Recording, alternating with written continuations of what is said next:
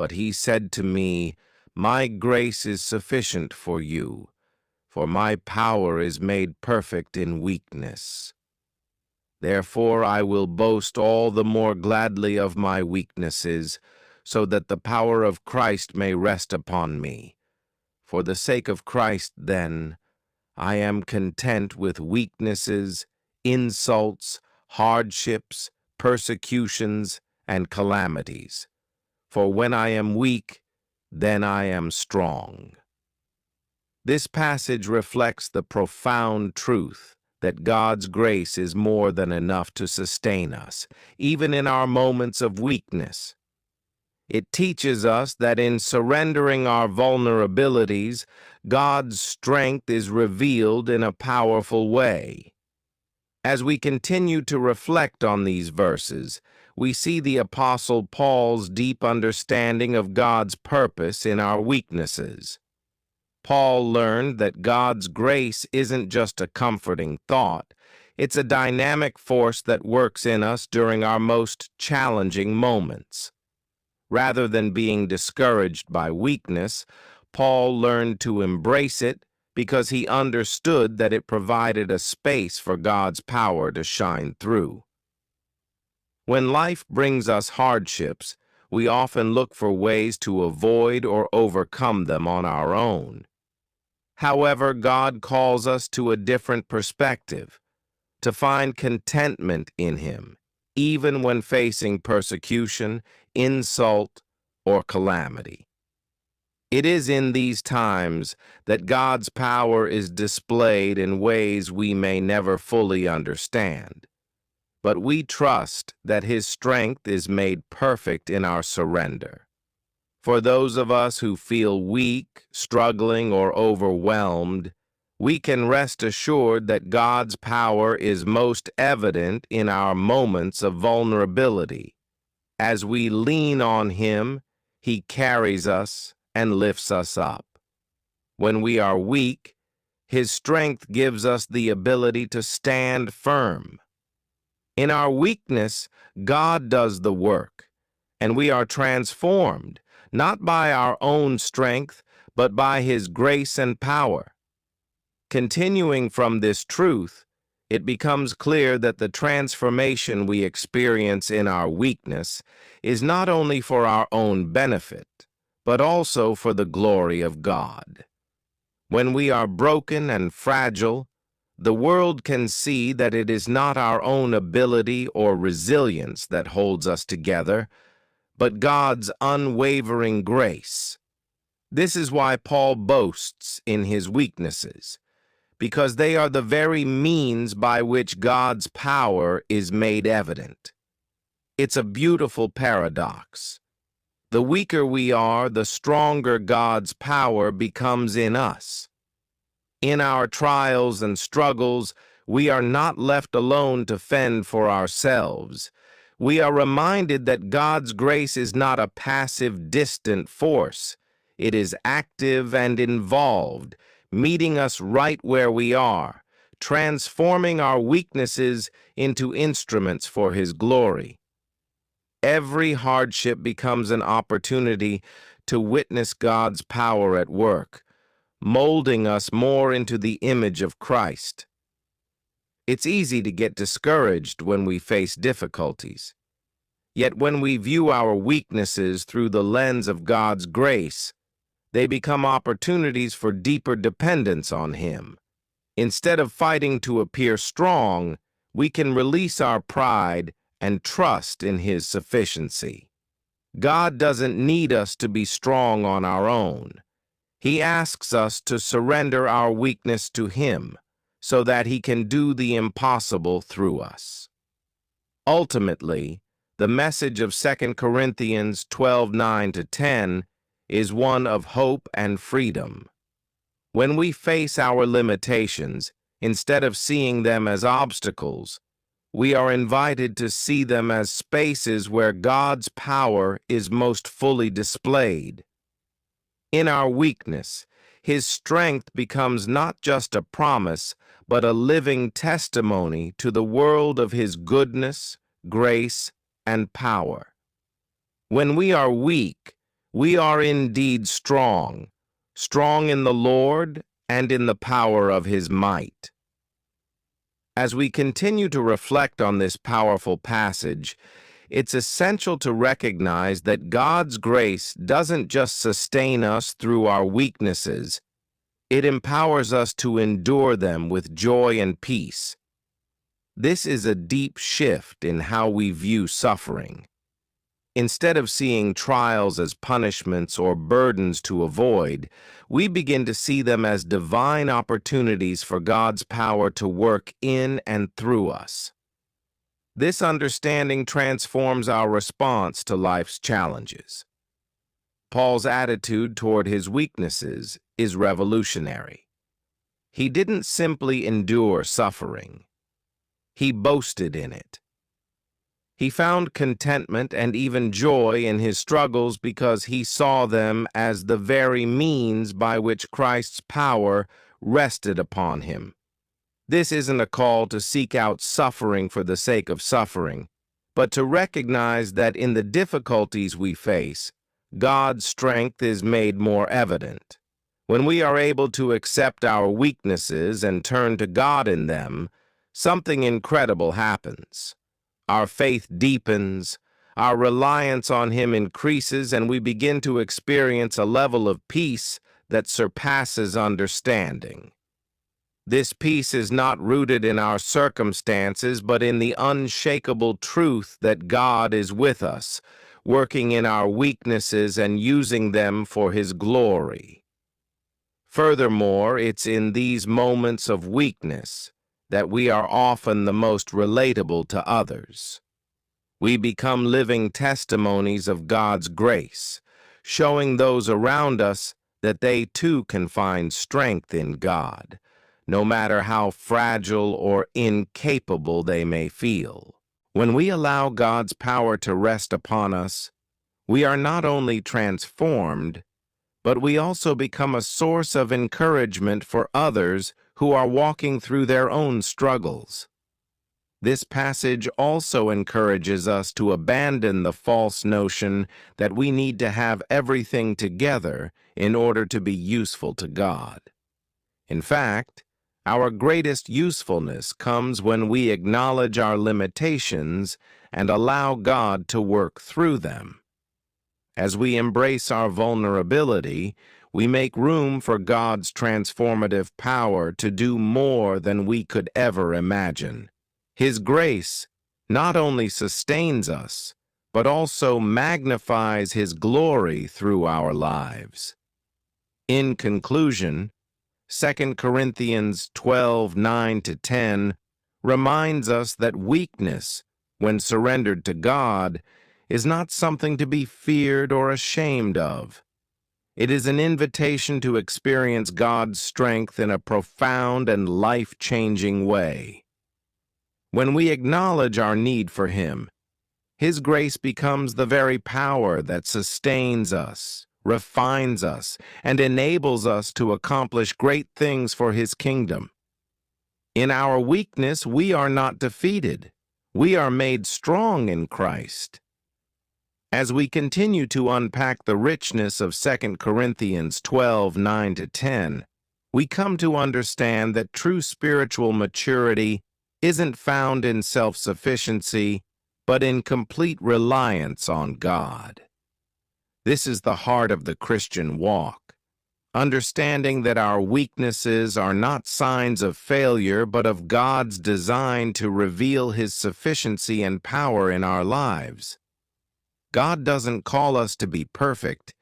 He calls us to trust him fully in our imperfections. It is in those moments of surrender that we experience his strength most profoundly. When we are weak, we are invited to let go of control and allow God to shape us in ways we cannot comprehend. The Christian life is not about managing our image or performance. It's about allowing God's grace to be the foundation of everything we do. Each time we feel we are at the end of our strength, we are called to remember that God's grace is more than enough to meet our every need. This truth brings incredible freedom.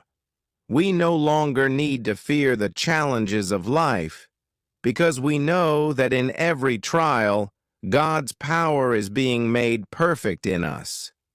Whether we face emotional exhaustion, physical limitations, or spiritual struggles, we can rest in the fact that God is actively working through those very weaknesses to accomplish His will.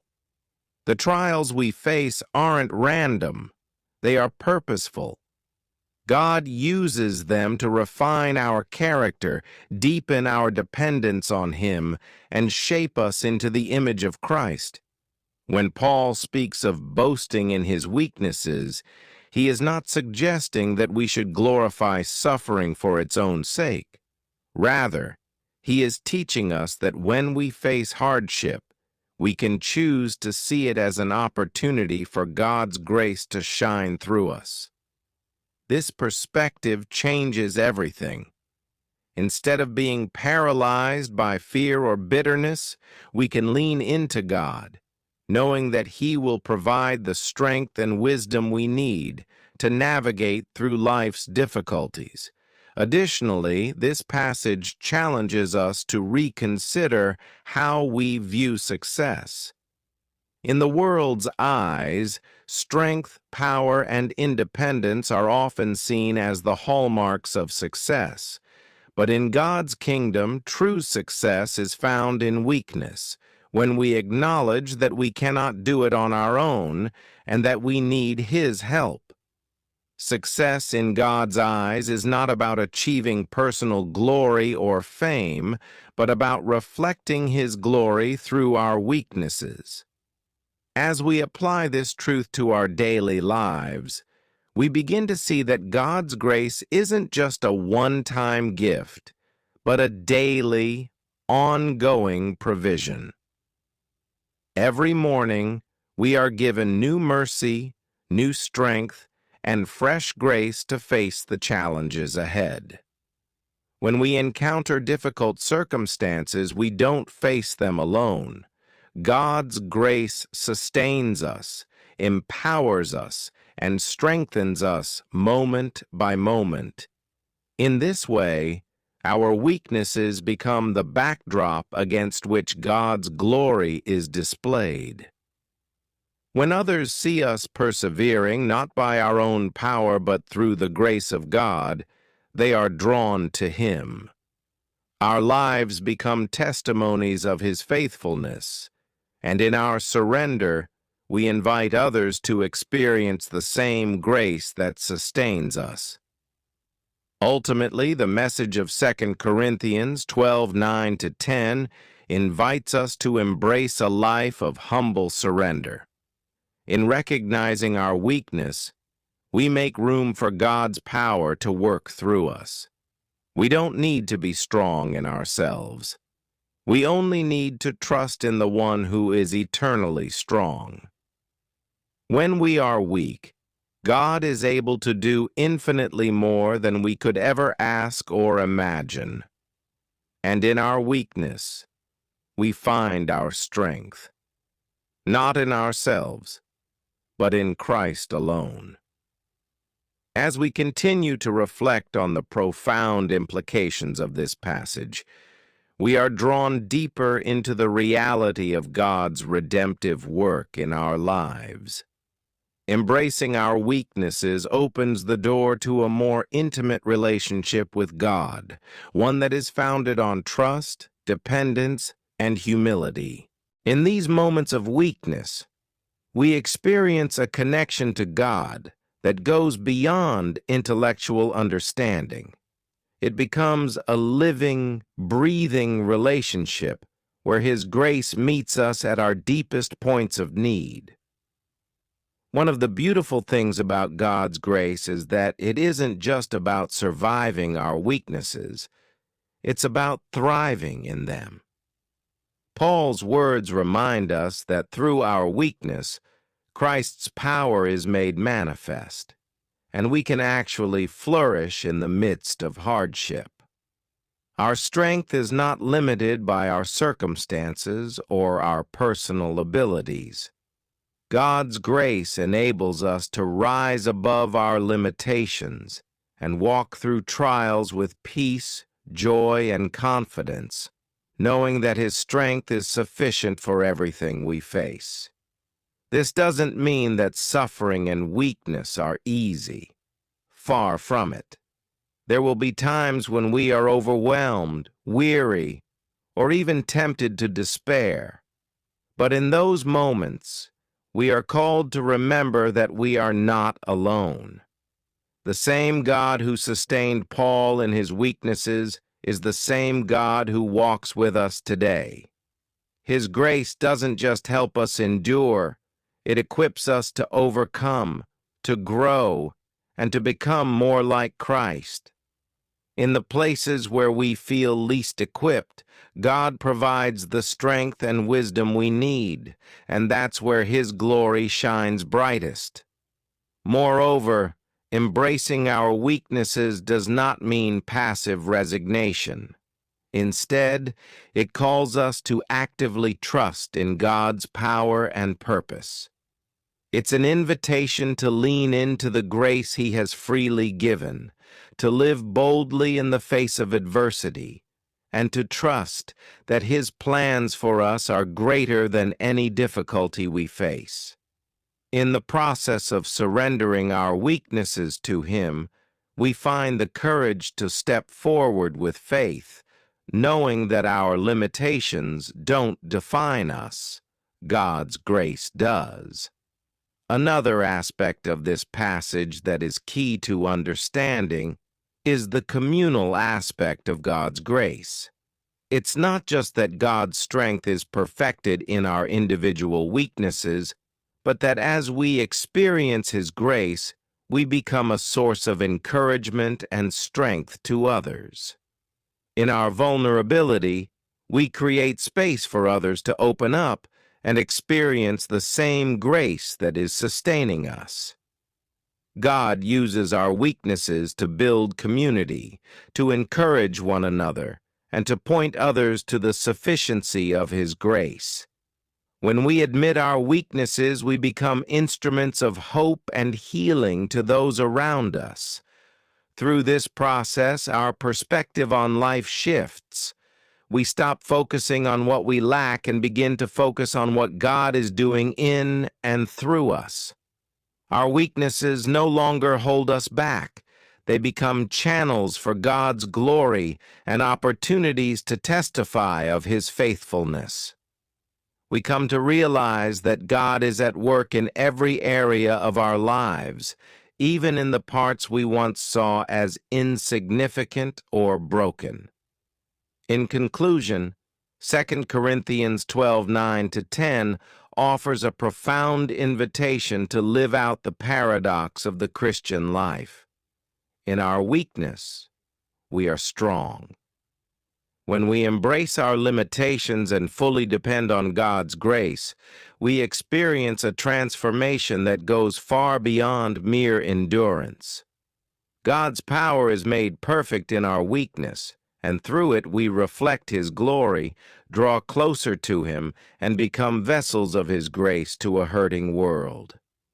Every moment of weakness is an opportunity for God to show Himself mighty, and through it we are able to experience His strength, peace, and unshakable love in ways we could never have imagined.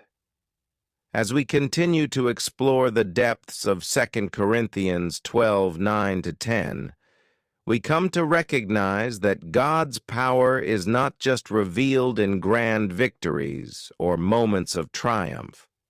It is often revealed in the quiet, unseen places, where we face our own limitations, where we feel the weight of weakness, and where we are forced to depend completely on Him.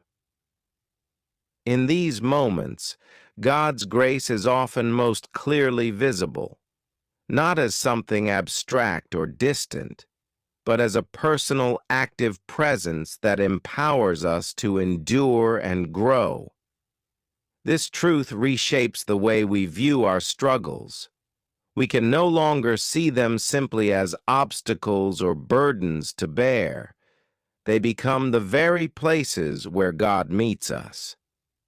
Instead of running from weakness or attempting to mask it, we are invited to lean into it, trusting that God is doing a deeper work in us than we could ever see on the surface. Our weakness becomes the stage for God's miraculous power, a stage where His glory is revealed in ways that are often hidden from the world's eyes, but profoundly real to those who experience it. One key to fully embracing this truth is learning to release the fear of being vulnerable. We live in a world that values strength, success, and self-sufficiency. Yet the gospel calls us to a different way of living. It invites us to surrender our need for control and perfection, embracing our humanity and our dependence on God. In doing so, we discover that there is no shame in weakness, only grace. And it is in this grace that we find true freedom. This freedom is transformative. When we let go of the burden to perform or prove ourselves, we begin to live in the reality of God's love and acceptance. We don't need to hide behind masks of strength or self-reliance.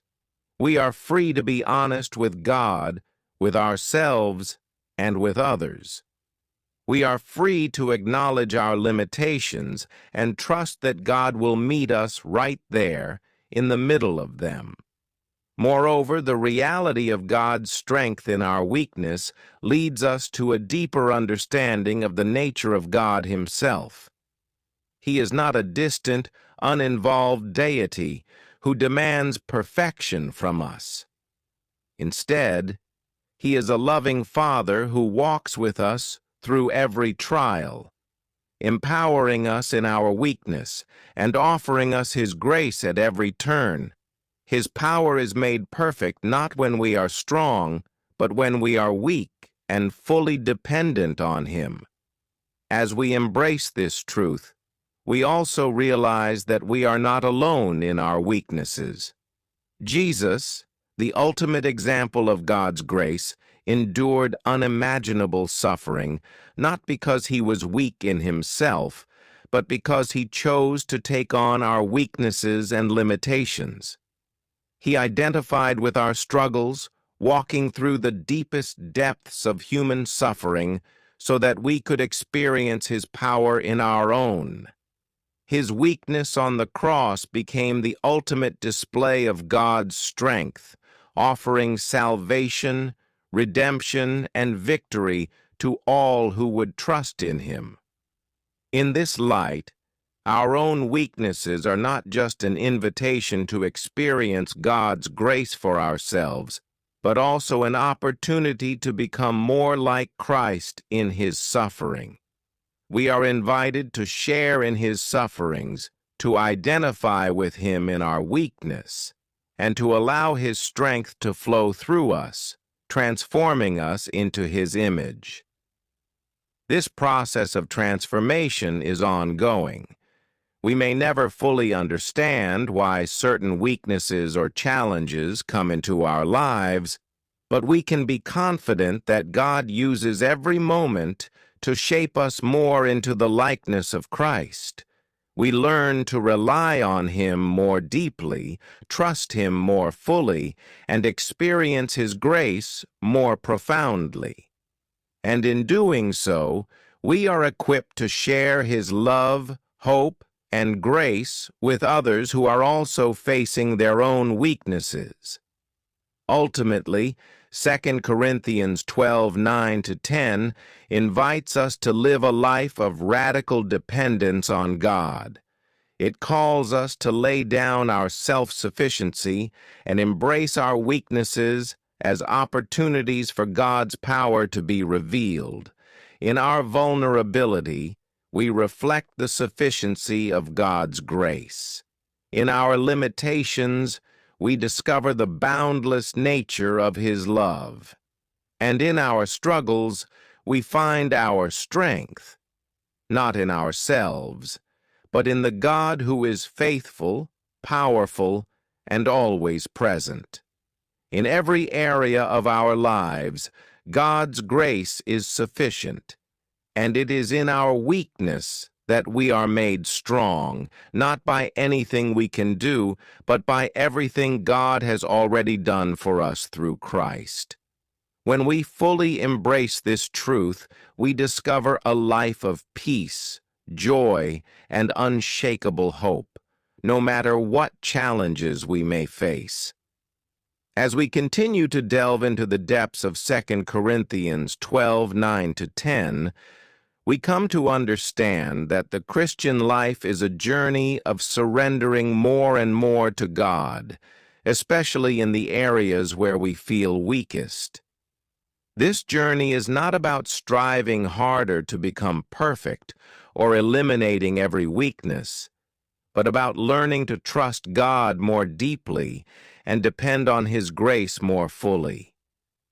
The more we surrender our weaknesses, the more we experience the transformative power of God at work within us. In the world, weakness is often viewed as something to be avoided or hidden. But in the kingdom of God, it is the very place where His strength is made perfect. When we allow God to work in and through our weaknesses, we find that He does not waste a single part of our lives, no matter how difficult or painful. Every weakness, every struggle, every failure is an opportunity for God to reveal more of His grace, more of His power, and more of His love. One of the most profound aspects of this passage is the shift it encourages in our mindset. Instead of focusing on our limitations and feeling defeated by them, we are invited to see them as a doorway to deeper intimacy with God. Our weaknesses are not obstacles to His plans. They are part of His sovereign design to draw us closer to Himself. When we acknowledge our dependence on Him, we open ourselves up to experience His presence and power in ways we cannot experience when we rely on our own strength. Share this video if you love God. Subscribe this channel for more blessings. Type